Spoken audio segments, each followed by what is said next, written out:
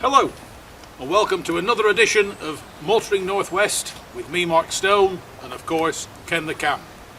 Today we're here on the Untried estate with the 2014 spec Land Rover Freelander 2. The Freelander set new standards. It was a whole new concept for the UK market.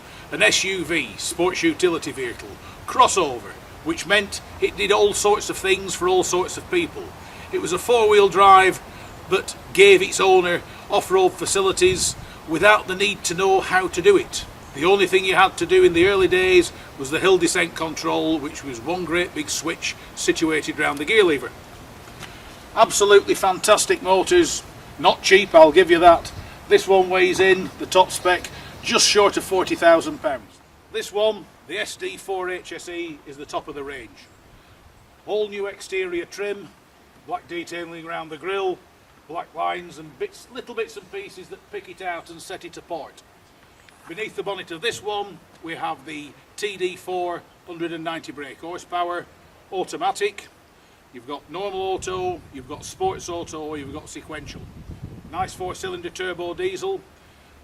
Equally you've got the TD4 150 brake horsepower in either manual or automatic, and if you want you've got the ED4, which is the two-wheel drive only. But I'll be quite honest, why anybody wants a two-wheel drive, four-wheel drive, I've yet to work it out. If you're going to buy one of these, 4x4 is the only way to go. Nice new lines, just certain detailing, just pick things out nicely. The air intakes, new wheels, new lines. It's just been livened up. The design department have just sharpened up the suit just a little bit. Nice lines. It's bigger than it used to be, but not by a great deal. It now means it accommodates a family of four very, very comfortably. It's a nice looking vehicle. It's easy on the eye. Things have changed from the originals. It used to be a two-piece tailgate that opened out to the right hand side like an extra door. Now you've got a proper tailgate. Great thing about a proper tailgate, especially on a day like today, you shelter from the rain in it, so that's one major advantage. The other thing, it is an extra, but do get yourself a full-size spare wheel. Four-wheel drives with no spare wheels, an absolute farce. And as I said, it's full-sized. It's an extra, but well worth getting. I'm still a great believer in spare wheels for 4x4s, should be on the back doors, but that's just me. The other thing you'll find in there is the boombox, which is one of 17 new speakers that the new hi-fi has got fitted to it. Hey, me and AC/DC have been rocking and rolling since the word go. A lot of it coming from down the back here. Inside, well, it's like a gentleman's club. Nice black trim, black detailing, the new 7-inch multifunction screen besides the sat-nav.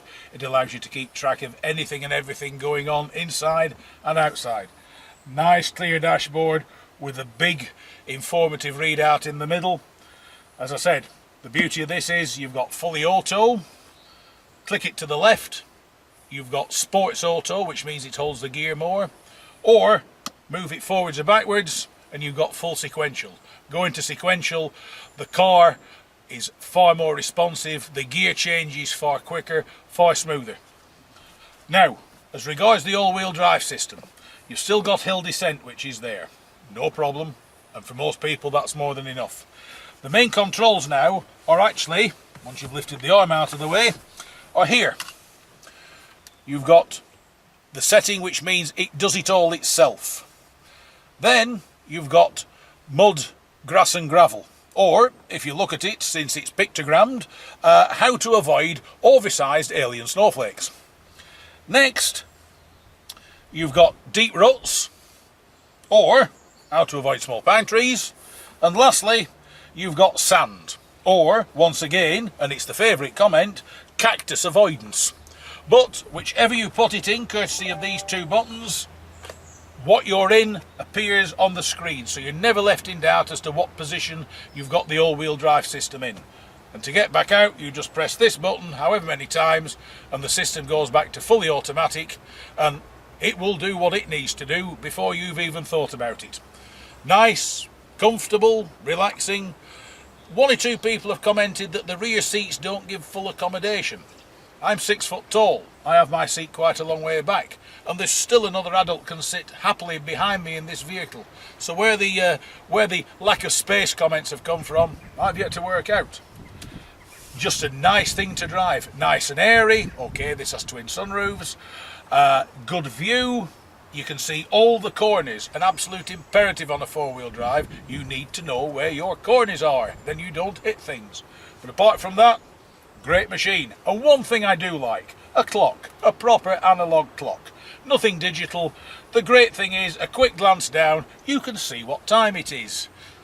Apart from that, nice big chunky controls, everything's easy to operate. If I had to make a comment, at times it's just a little bit too much for these two stalks to do, because you keep glancing down to try and work out what it is you're going to make them be doing. Right, let's take it for a ride.